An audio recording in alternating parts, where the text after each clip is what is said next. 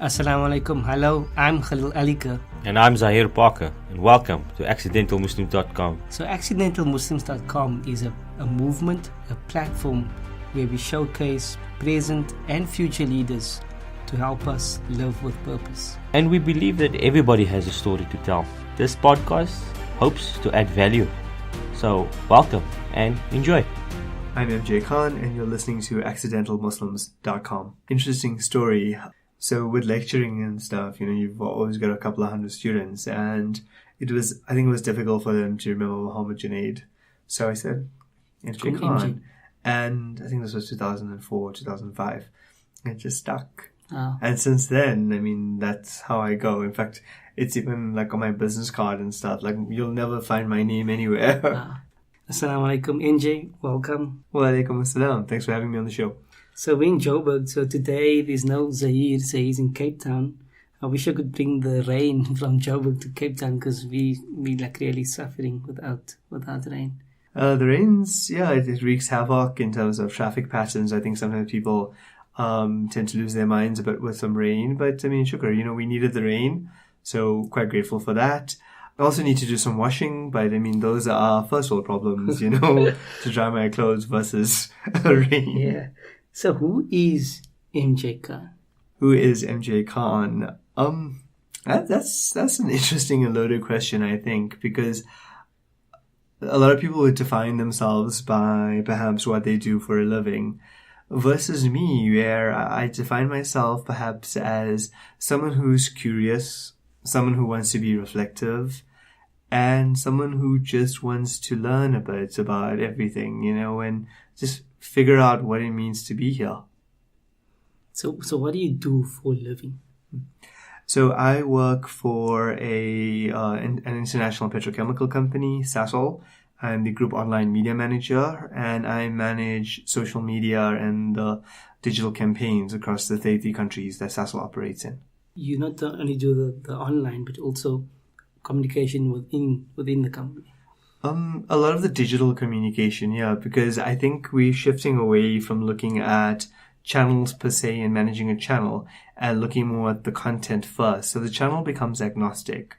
So what is the message that you're trying to perhaps share or transmit? And then the channel's almost secondary, what is the best vehicle or medium for that message? So I think that's been the shift. And the good thing about that is you break away from silos. So I don't just primarily look at something when it's a social media campaign. I would look at a campaign and then look at how social media will either supplement, enhance, or how it'll play out on those platforms that we manage. Okay. So I just want to go back. So were you born in Johannesburg? No, actually born and raised in Durban. I lived there for most of my life. But I moved to Johannesburg in December 2010.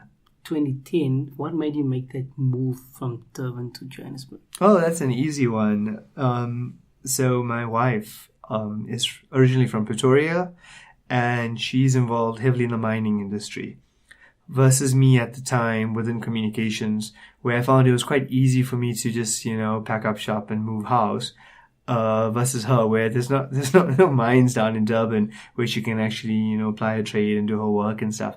So it was a no-brainer. I moved up, so that, she could maintain her career and I could just shift my career this side. Brilliant. So what is your first job in Johannesburg? First job in Johannesburg, I was a digital consultant, for an ad agency. I worked on rolling out, a campaign for a large bank. I studied communication science, and it was quite interesting at the time because I got into university before 9/11. Before 9/11, you never got a lot of Muslim kids who wanted to study journalism, media studies, communication science. I think a lot of us would perhaps have it skewed towards either a commerce background, engineering, a medical degree, those sorts of fields. Media studies is just wasn't ripe with Muslims. Mm-hmm. And the reason why I liked it is because I always enjoyed wordplay. I always enjoyed writing. I loved writing. I loved specifically creative writing. And I enjoyed doing mock ads growing up. So I thought, let me get into communication science and let me see if I can get a job in advertising. So I did that, did my undergrad in communication science. For my postgrad, I started looking more at strategic corporate communication, journalism. So I did double majors in that. For my master's coursework, I then moved into digitalization and convergence. That was the big buzzword back in the day, and this is perhaps 12 years ago. And no one really knew what it looked like. I mean, Facebook was fledgling. Twitter didn't even exist at the time. Social media was on the cusp of becoming something. And I was really interested in analog versus digital. So I spent a lot of my time focusing on that. And yeah, after that, I think I just started doing a lot of postgrad stuff in digital and in advertising and comms. Do you have any advice for prospective students wanting to go in a similar career, journalism, media studies? Yeah, definitely. I think the best advice I could give any prospective media studies student that wants to become a journalist or wants to get into advertising is to find any sort of community media out there. Volunteer at first, but that's where I cut my teeth. In fact, I wrote my first radio ad in December 2001, and this was for Radio Al Ansar, a community radio station down in Durban. And I really embedded myself there. I got involved in the newspaper publication, Al Ummah. I wrote a lot of the ads that were broadcast. I got involved in the background of the radio station in terms of presenting. And sure, it wasn't a paying gig, I mean, I was rewarded with duas and a certificate, which is great. But it was that opportunity to really try something, add value to the community, give back somehow, and at the same time, get a sense of, is this really what I want to do in my life? Does this make me happy? So my advice would be, try and find a community media outlet out there. And it's so much easier these days because a lot of them are online. So you don't necessarily need to travel long distances if you don't have one that's quite close to you. But find these spaces and look at how you can actually benefit them versus, them just perhaps having a new role there for you where you're not too sure what you're doing. So go in there and actually make a difference. Don't be cocky about it. Don't just go there and think you're going to change the world. Take some time, understand how it works, and then from there, look for those opportunities. Okay, brilliant. So you mentioned happy, and I also want to mention passion. Do you think those students out there should follow their passion? And do you believe in following your passion and finding the perfect job type of thing? Passion is it's a difficult thing, especially when it comes to the workplace. And a lot of people know this in postgrad studies where you're told, you should write about what you're passionate about. The problem with that, though, is you end up presenting what you're passionate about.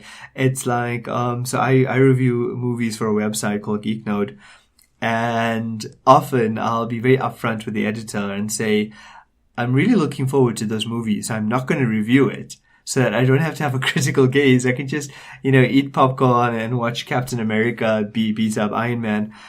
And I think that's the challenge with passion. So yeah, you need to have a level of passion and you need to enjoy what you're doing because you don't want to be miserable because, this is going to be your life. But at the same time, I don't think it should be the only thing. I think you can have a life where your passion project becomes something on the side, where it becomes something that grounds you almost, as opposed to it being centered completely around your work. Because I think if you have passion for your work, it also becomes a problem, becomes a bit of a stumbling block sometimes because it then limits your ability to be critical, to engage, to allow others in. Because if you're passionate about something, you're protective of it. So I would be wary of just going for something out of pure passion. It needs to be a little more than that, I think. That's interesting because if you had to follow your passion, you'd be a movie reviewer and gaming geek or game reviewer. Yeah. Actually, I think, and this is perhaps something very embarrassing, but my wife always tells me not to tell people this, but I say it anyway. For me, my dream job, and this is dead serious, is to be a writer for the World Wrestling Entertainment, for WWE. So we know that everything's predetermined there, but I'm very fascinated with the storytelling, with how it's determined that this person's going to be cheered and this person's going to be booed, and here's how the story gets together. So if I were to follow my passion, I would be applying for a job of a story writer for professional wrestling. Very funny. So let's talk about social media. Do you think that every company should be on social media, i.e. Facebook, Twitter, Snapchat, Instagram, all the platforms? What's your view on that? No, I don't think every company should just be on social media because it's there. I think that if you look at perhaps the evolution of social media, and I'm quite lucky, I've been in the industry for almost a decade, so I've sort of seen how it's evolved. In the early days, none of us knew what we were doing. We were just trying to put something together, and figure out how do we actually commercialize social media, because social media by default did not start off as being this commercial entity. It started off as being social, and brands have sort of come on board and have almost disrupted that social aspect of it in terms of commercializing it. In terms of whether brands should be on social or not, I think it was in 2011 that a writer named Eric Wallman, he said this famous saying. He said, the ROI of social is that in 5 years' time, your brand won't be around if you're not in social. And that goes a lot with that fear-mongering at the time, where it was like, okay, we need to be on social. But if you look at a lot of traditional industries, a lot of traditional brands, unless they actually figure out the reason why they're on social, unless there's value for them on social, so their customers are already on social, their consumers are there, their stakeholders are there, and they can actually add value and use it as a channel for either something like customer care, something like brand building, something for thought leadership, then you don't need to be there. I don't think the presence of a channel necessitates a brand's involvement in that channel, because you're also going to dilute that brand, because each channel has its own nuance, it has its own unique selling proposition. And often a brand will lose what it stands for. It'll lose what it means just because it's trying so hard to fit into a space where it might not belong. Yeah. But is social media making us antisocial? Because I see it day to day. My family, my cousins and nieces, even myself. I see it in the working world as well, where people are just looking at their phones the whole time, so glued. That level of connectivity, it's talking face to face with someone, is suddenly disappearing. So what's your view on that? I'm not sure, and it's a popular view to think that social media makes people antisocial, but I like to turn that on its head and say that what's happening is perhaps while we are moving away from a more traditional interpersonal communication that's face to face, that conversation is now taking place online. So it's almost a shift if you think about it, whereas previously that engagement would happen where you are available to that person. Why? Because you occupy a physical space and there's a proximity aspect to it. Versus now, when someone's on their phone and they're being social, there's still that relationship building, there's still that connection. It's just happening in a different phase because it's happening virtually. And again, it could be problematic because we have traditional notions of what respect is and what engagement is, and to have undivided attention. And we're fighting constantly with that because we've got this tempting device that just opens up our world to so many things. I mean, we live in this fragmented time, and here's a device that can actually cater for those needs. So for someone like me who wants to who had dreams of being a writer for the WWE, I can tap into that on social because now all of a sudden I am part of this like-minded community that has common interests. And I might not have had that in just the real world. To call it the real world, I don't like to call it the real world. I call it the offline world. So it's an interesting observation that yes, we are perhaps getting a little worse in terms of your traditional interpersonal relationships, conversation, but it's not all doom and gloom. I do think the upside of that is that we are now gravitating towards like-minded communities that share similar interests. Obviously, the challenge with that and what we're really experiencing in the world today are these online filter bubbles, these echo bubbles, where if we believe in a certain viewpoint, it's very easy to find others that believe in that viewpoint, and it's very easy to then be excluded from plurality or conversations that don't have that perspective. Okay. So we get a lot of confirmation bias online, and it's becoming very problematic. I saw your post on Facebook today about fake news. I see it a lot. I see a lot of fake news. In fact, sometimes I'm guilty of sharing fake news. So what's your advice to the listeners out there with regards to sharing news that could be like very eccentric or amazing news, but it's really not real. I think a lot about, Islamic maxims and just the advice that Prophet Muhammad Sallallahu Alaihi Wasallam said about, sharing news and what do you share, what don't you share. And I honestly think our social media profiles, our WhatsApp accounts, they are a trust, they are an amanat, and we have a responsibility to ensure that whatever we share is verified. Because, it's important that we are not culprits of disseminating misinformation and disinformation. And it's also unfortunate that we live in a time of fake news where fake news, it's so easy for it to spread. I mean, we as people, we have become publishers, and we are now, by posting something online, by commenting on something online, that's how you give it life. Yeah. And that's how it spreads. So I really think that we need to go and check everything. And this was traditionally the role of the media in terms of fact-checking, verifying what's out there and what's happening in terms of the systematic breakdown and the perhaps the dismissal of the media, so branding the media as fake news. It then creates a problem, because then you discredit the media, you discredit your traditional structures of truth-finding, and you now rely on individuals who don't necessarily care first about the veracity or the truthfulness of an article. It's more about, let me share something cool I found. And that becomes problematic, because over time, you start believing that fake news, and it just feeds into that confirmation bias. I think it's a real problem. I think that often when I get broadcast WhatsApp messages with these little disclaimers, forwarded as received, I find that problematic, because that is not a disclaimer. That it does not protect you from going and actually finding out whether it's truthful or not. Yeah. You mentioned Prophet Sallallahu. Do you have any Quranic verse or story? Do you have any favorite Quranic verse or story that you want to share with us? I think the thing about a favorite Quranic verse is that, and then the beauty of it, is that you read the right verse at the right moment for you, because that's when something resonates. In fact, there's a Swiss philosopher that I enjoy reading. His name is Alain de Botton.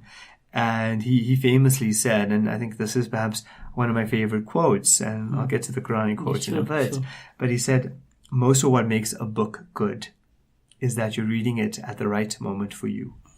I think about that a lot. So you replace book with movie, with scripture, ayat, whatever it is, whatever piece of content you're consuming, most of what makes it good, most of what makes it resonate is that you're reading it at the right moment for you. So I was quite lucky to have my folks over last week. My sister came down to visit us. She lives abroad with her family. And I was reflecting on my parents' mortality. And, they're at that age in their life now where they're quite old. And everything it seems very real now that, I don't know if next Eid I'll see them. And I know it sounds like a very morbid topic to talk about, but it's something that I'm now thinking about. And I think as a young adult, I used to perhaps dismiss it and say, yeah, sure, when you pass away, this is what we'll do, and this is where we'll bury you, and in a very flippant way.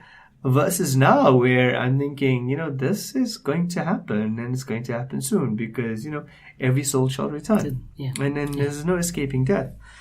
So the Quranic ayat that stands out for me at the moment, and something that really resonates with me, with your permission, I'll just read it out really quickly, and I'll do the English.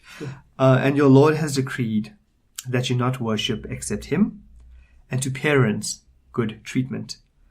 Whether one or both of them reach old age while with you, say not to them so much as "uff," and do not repel them, but speak to them a noble word. And this was Revelation, 1400 years ago. And it's about being respectful to parents. And the older I get, the more I strive and the more I try to be respectful of parents. Not that my parents are more difficult now, but I want to make more of a concerted effort that I am good to them, that every single time I interact with them, that it brings joy to them, that I am that coolness of their eyes that we talk about and we don't really reflect on. So that verse resonated with me recently, and I think it's something that I perhaps want to just remind people, sure, there'll be tension sometimes, and sure, there'll be disagreements, and there'll be perhaps notions of unfairness when it comes to parents-child relationships, which is natural, it happens. Mm-hmm. But just to always think about that, that this is the Quranic command and the, the injunction, and it's there and it tells you, even if they say, something as simple as that, just a little exclamation, don't let that bother you, they are your parents. I love that. In spite of whatever happens, they're your parents. And that resonates with me. So I stalked you on Instagram, and I see that you play a lot of games with your nephews and nieces. So let's talk about the gaming. I mean, is it PS4 or Nintendo? Yeah, I'm a huge gamer. I identify myself as a gamer, and it's an interesting thing to talk about what it means to self-identify as a gamer, because the traditional notion of a gamer is, someone who sits in their parents' basement somewhere, has very poor antisocial skills, and just sort of plays games the entire day without getting any sunlight, almost like a vampire, But that's completely misguided. If you think about gaming, everybody games, whether you're a casual gamer who enjoys Candy Crush on your phone, or if you spend hours a day, playing a massively multiplayer online game, whatever it is, gaming has become very mainstream. I mean, it's the largest entertainment industry in the world, undoubtedly. And I really love gaming. In fact, a large part of my master's was on gaming, was on the political economy of gaming, and looking at how politics and economics affect representation in games. So, big gamer. I've been gaming for easily about 28 years now. Yeah, started off with Super Mario Brothers, and we went on from there. I was quite lucky in that my wife is also a gamer. So, it's a lot of fun that we have this shared hobby. We can chat about it. We can enjoy it together. And at the same time, we've got different console setups. So while I'm playing something in one of the rooms, she's playing in one of the other rooms. And we just get to enjoy this hobby together. I think, for me, I really enjoy that. That's perfect, because I was going to ask you, how do you balance your wife and gaming? But you just answered the question. Awesome. So you've worked for Al-Ansar, you worked for Quirk, and, there's Wits, there's AAA advertising, there's Ogilvy and Cecil. So what is your definition of success? Simply to be happy, and to be happy with oneself. And I make that distinction because you could be happy because of material gain, or because you had a good burger, or whatever it is. But just to be happy, I think is to be successful. And to be happy with oneself is to be happy with what you're doing, to say that I'm doing something that's meaningful. And it doesn't necessarily have to be this altruistic, I'm going to go and, make sure everyone in the world has a meal, which is great, but it doesn't have to be that scale. I think sometimes we equate it with that, to be happy is to give away all your wealth and to be a pauper, or to make sure that, you can go out there and cure a disease and stuff. But happiness could also be the little things you do in life to make sure that you are making a difference in whatever you're doing, and you're thinking about what you're doing, and you enjoy what you're doing.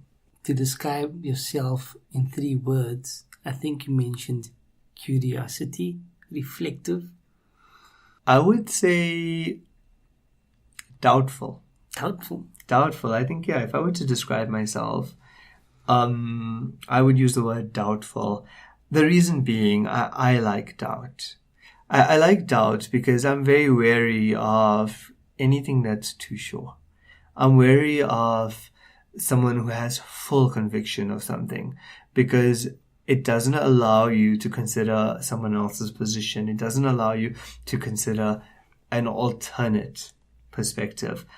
And at the same time, if you're too sure of something, it also affects the potential to grow.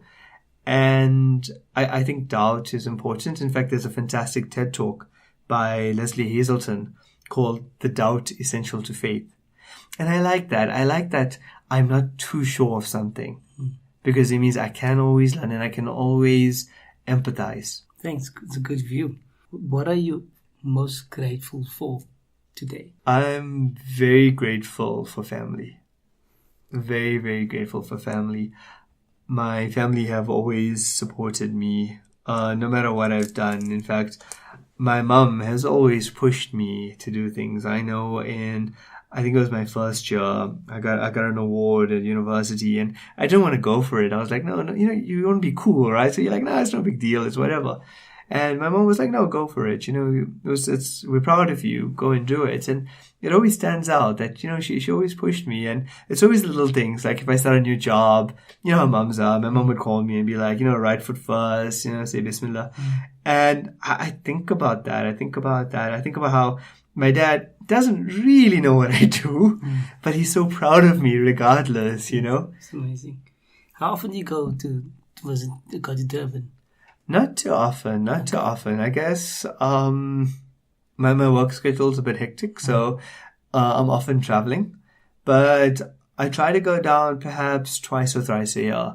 I do like the fact that I've got my independence and that my wife and I, we're sort of building this life here and we're sort of doing it on our own. I know it seems odd that because, I was talking about support a few minutes ago, but I like that. But I also like checking in. Yeah. So just going down, spending time. I miss my nieces and nephews, and a few of them are in Durban. Not all of them, sadly. So I love going down, spending time with them. I think that's the one thing I miss a lot, is I don't see them sort of growing up, Yeah.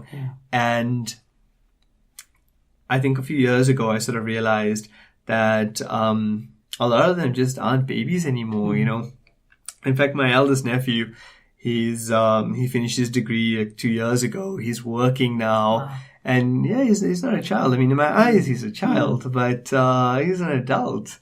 And like that, some of my nieces are teenagers now. And I've sort of, because I have limited interaction with them, because I only see them a few times a year, they go through not only physical growth spurts, but emotional and mental growth spurts. And I'm trying to catch up now and trying to adjust. So I think that's a very interesting dynamic. It is, yeah. Do you have any family in Joburg? In terms of immediate family, siblings, no. Okay. So you spend most of your time, obviously, with your wife and friends? That's an odd one. I think, and I get a lot of flack for that, rightfully so, is that I don't tend to have a lot of free time. So I guess it's just the nature of what I do. I'm trying to build something. I'm trying to think about frameworks. I'm trying to... And I really love my job. So whenever I work, I don't feel like I'm actually just, I'm working, I enjoy what I do. And I have an opportunity to really shape and mold something and see if it works and keep tweaking it. So I spend the majority of my day working, most weekends as well. If there's something that I'm doing in a sponsorship space, I'm quite busy with that.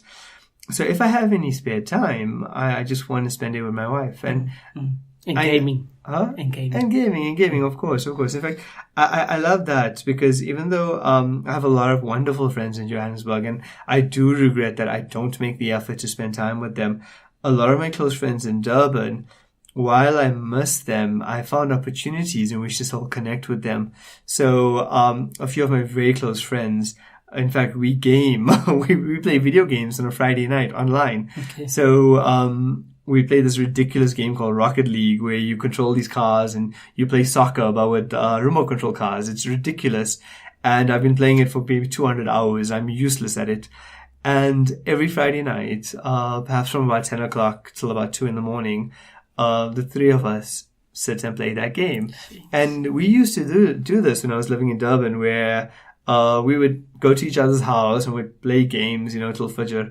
And now I'm still doing that. Even though they're not in the room, I still get to connect with them, to chat to them. And I still get to keep that friendship as strong as it can be without sort of having them physically here. So I think that's been really great for me. but I do really need to make a more concerted effort to spend time with my friends. I think I've been very selfish in choosing not to. My last question. You mentioned mortality. So let's say today is your last day. You're going to die.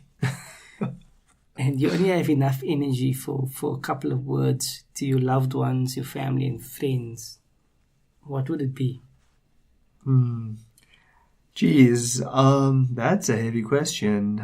I'm not sure. Whenever, as a kid, you always have these scenarios. If this was your last day, what would you do? And I always battled with it from an ethical point of view, because I would be like, well, I wouldn't change much, because if it's my last day and then I say, okay, cool, I'm going to sit on musalla and I'm just going to pray the entire time, I know that is an insincere act, because I'm doing it because I'm aware that the end is coming. So I'm only doing it to sort of like cash in. It's like when you run into a store, at the end of the day, it's a sale. It's like 5 minutes left. You've spent so much time getting to that store.